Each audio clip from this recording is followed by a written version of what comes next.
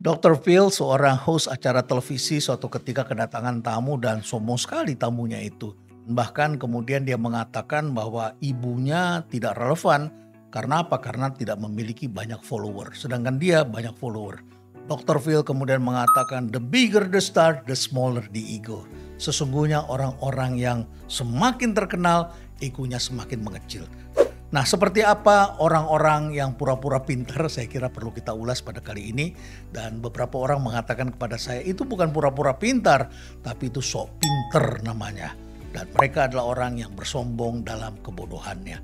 Entah mengapa belakangan ini cukup banyak, mungkin karena banyak orang yang pansos, yang ingin cepat terkenal, yang ingin cepat cari follower, dan akhirnya kemudian gegabah menabrak kiri kanan. Tapi baiklah, kita perlu mengenali siapa saja mereka dan mengapa mereka seperti itu. Yang pertama cirinya adalah mereka dibesarkan dalam peradaban sekolah multiple choice. Yaitu pilihannya A, B, C, D. Ada 4 pilihan, pilih salah satu. Sehingga kemudian hanya ada satu kebenaran. Yang kedua, mereka biasanya merasa hanya ada satu kebenaran seperti warna. Hitam atau putih, benar atau salah. Mereka langsung bilang kalau tidak hitam ya putih. Karena mereka tahunya hanya 2 warna.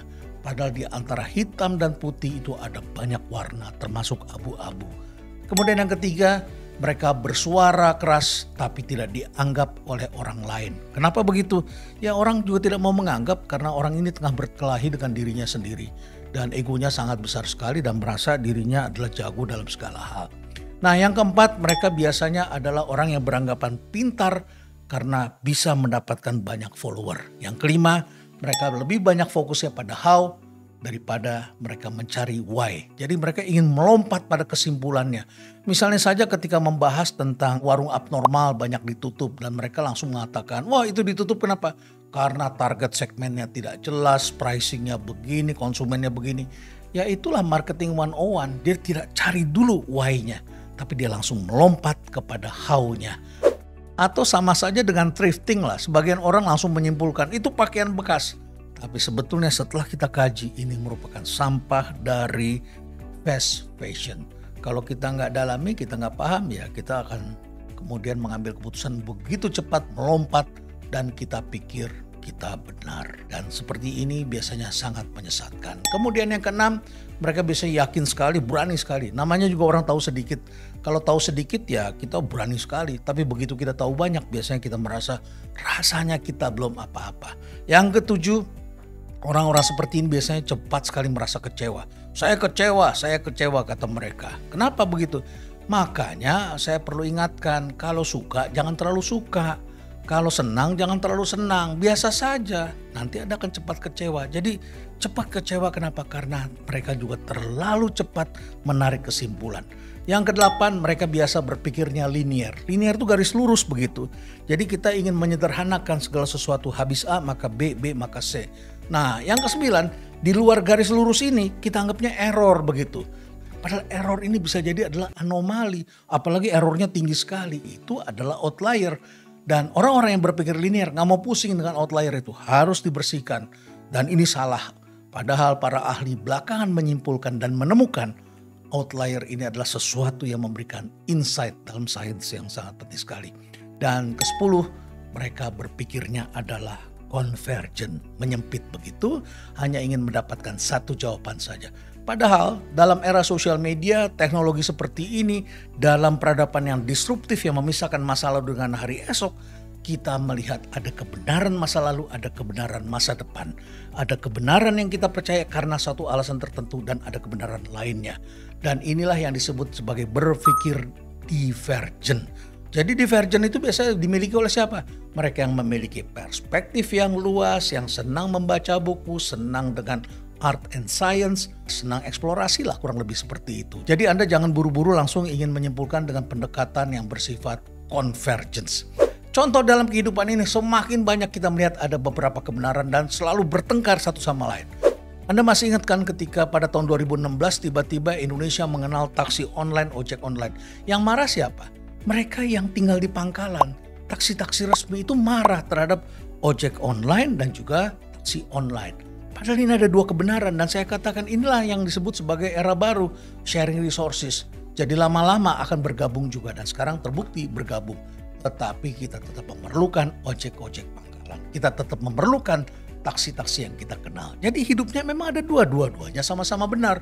Sama seperti misalnya Anda membeli makanan. Makanan itu biji-bijian, buah-buahan, sayuran. Sekarang dikenal dengan nama GMO, Genetic Modified Organism, yang merupakan hasil rekayasa genetika. Dan sekarang makin banyak sekali produk-produk seperti itu. Tetapi ini adalah produk dari sains. Belum lama ini di Filipina ada sekelompok orang melakukan riset dan menemukan yang disebut dengan golden rice, yaitu beras yang mengandung beta karoten atau banyak sekali vitamin A, untuk menolong masyarakat di Asia yang kesulitan mendapatkan vitamin A. Tetapi apa yang terjadi? Mereka kemudian diserang oleh sekelompok orang yang mengatakan bahwa ini merusak kehidupan di masa depan. Dan mereka kemudian menghancurkan karena mereka adalah penganut dari organic food. Jadi makanan-makanan organik. Nah, ini ada dua aliran. Yang satu adalah organic dan natural food, dan kemudian satu lagi adalah yang sekarang menikmati segala sesuatu karena adanya teknologi dan sains. Nah, sama saja ketika Anda membaca sekarang populasi telah mencapai 8 miliar. Bumi ini padat sekali, semakin panas, kotor, penuh sampah, dan alam begitu rusak. Karena terjadi population boom, ledakan penduduk. Tapi pada saat yang bersamaan juga terjadi fertility rate atau tingkat kesuburan berkurang. Di sejumlah negara banyak sekali penduduk yang sudah tidak mau punya anak atau punya anak kurang lebih satu. Jadi jumlah penduduk mau tidak mau mengalami penurunan. Dua-duanya juga sama-sama benar. Kemudian sama saja ketika Anda melihat tembok Berlin roboh, maka kemudian era komunisme berakhir, masuklah era mekanisme pasar atau kapitalisme.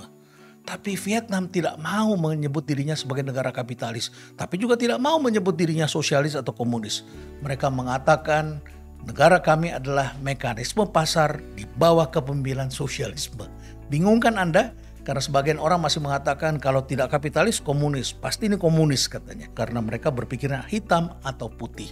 Dan terakhir saya kira contohnya adalah dalam dunia pendidikan kita seringkali memisahkan antara science dengan fiction.